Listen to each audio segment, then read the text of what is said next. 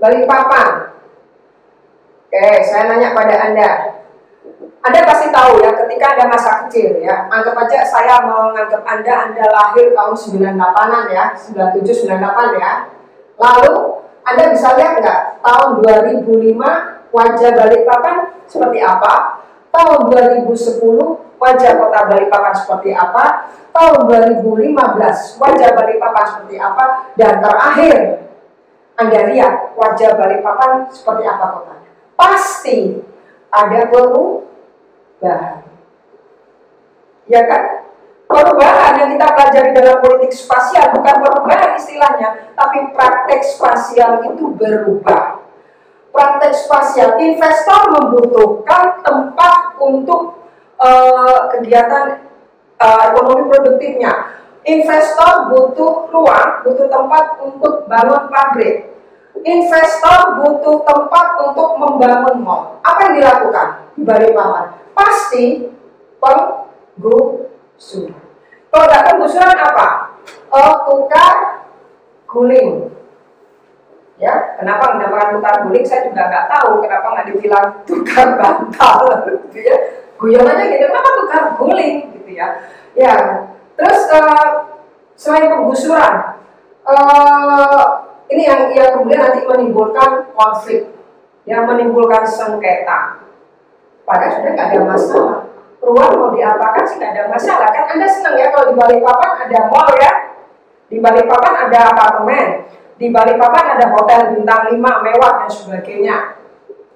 Tapi problemnya lahan ya yang dibilang tadi oleh orang-orang geografi. Ketika orang geografi itu bilang gini, saya belajar geografi itu berarti saya belajar ruang, saya belajar tentang konsep tempat. Tapi ruang dan tempat ini bukan wadah tempat aktivitas manusia loh, kata orang geografi ini. Jadi ruang dan tempat yang saya pelajari itu bukan hanya wadah tempat manusia berinteraksi. Tapi apa? Di sini banyak sekali orang-orang yang memaknai tempat itu. Di sini banyak orang yang memahami tentang tempat itu, tentang ruang itu. Kalau Anda nggak percaya, ya kita lihat. Kalau ada penggusuran, ya saya nggak tahu Balikpapan, tapi coba kalau kita lihat, ada penggusuran di kota Surabaya tahun 83 sampai 87 sebelum TP itu gagah berdiri seperti sekarang ini. Apa yang terjadi? Itu dulu namanya ada daerah yang namanya pelemahan gang 1 sampai gang berapa itu? 10 atau 12. Ya, ini pelemahan ini sudah dibangun oleh pemerintah Kota Surabaya bekerja sama dengan program pembangunan kota yang namanya program Husni Tamrin ya tahun 8586. Jadi daerah ini adalah daerah padat, permukiman padat. Jadi yang belum ada saluran air, belum ada gorong-gorong, diperbaiki semua oleh proyek itu. Tapi apa yang terjadi? Ketika rumah sudah bagus, ya termasuk di daerah Wonokitri itu, rumah itu sudah bagus, sudah layak huni, ternyata ada investor, ya di bawah naungan suatu perusahaan yang namanya Pakuwon. Apa dia? Membangun TP1 dan TP2, Tunjungan Plaza 1 dan 2. Perumahan yang sudah layak huni di daerah pelemahan berubah menjadi Tunjungan Plaza. Mereka digusur, ya ganti rugi atau ganti untung itu terserah penafsiran. Ini artinya apa?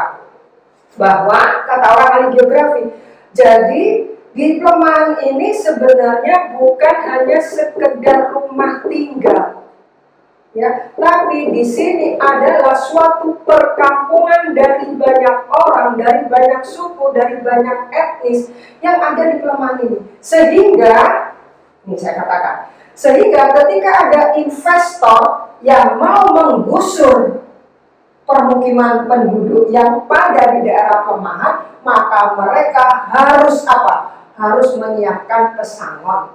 Kedua, harus menyiapkan rumah ganti tempat tinggal mereka. Karena mereka di sini akan bilang, saya di sini adalah sudah 50 tahun. Maka saya nggak mau kalau hanya diberi ganti rugi per meter persegi misalnya 500.000 rupiah tahun 80-an. atau mungkin tidak 500.000, mungkin 50.000 per meter persegi. Tapi mereka menolak, saya minta 1 juta per meter persegi karena saya tinggal di perumahan ini sudah 5 generasi. Ini artinya apa? Tadi saya bilang kepada Anda bahwa ruang dan tempat itu tidak hanya menjadi wadah dari interaksinya manusia, tapi ruang dan tempat itu memiliki makna sesuai dengan penghuninya, latar belakang sosialnya, dan latar belakang budayanya. Sehingga ketika ruang itu mau diubah fungsinya, akibat dari praktek spasial atau karena kebutuhan investor atau karena kebutuhan negara, maka sering di sini terjadi yang namanya konflik. Konflik. Ada konflik. Lalu mengapa kena konflik? Karena lahan atau ruang atau tempat sekarang sudah dikuasai oleh para calo tanah. Jadi di sini yang beroperasi dalam bahasanya Henry Levy itu di sini di persoalan representasi ruang. Karena kalau kita ingin membangun hotel, ingin membangun apartemen, pasti Anda lihat denahnya. Perumahan A mau dibangun oleh pengembang X. Maka kan nanya, daerah Tunjungan itu di sebelah mana ya? Kalau Anda bukan orang dari Surabaya, di mana ya? Nah, lalu perumahan yang mau dibangun atau apartemen yang mau dibangun seperti apa? Pasti tunjukkan denah. Ya, ada denah, ada desainnya. Nanti akan ada apartemen 50 lantai, lantainya ada yang menghadap ke timur, ya. Ada landscape yang menghadap ke utara, ada yang menghadap ke selatan, ada yang menghadap ke barat. Tergantung, ini menentukan harga dari setiap apartemen itu. Ketika kita bicara denah, bicara tentang perencanaan, maka sebenarnya kita bicara tentang representasi ruang. Ruang ini, apartemen ini nanti mau dihuni oleh siapa? Itu problemnya.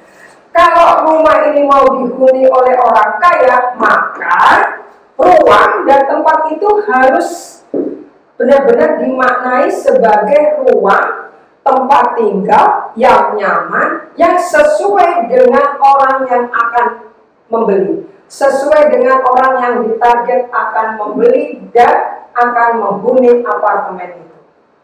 Gitu ya, maka dibuat indah kan?